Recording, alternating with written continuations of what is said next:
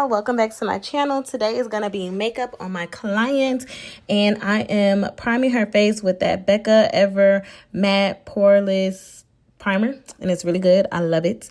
And then from here, something new I'm going to do is put some powder on her eyebrows and eyelids. I know that my client has oily skin, so I just use that just to see if it would last her in case she wants to wear it for a couple of days.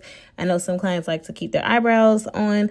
I do not recommend, disclaimer, I do not recommend at all that you keep makeup on your face, okay? It's not healthy for your skin. Please don't try to sleep with this shit on, okay? But I know some of y'all will. It don't matter.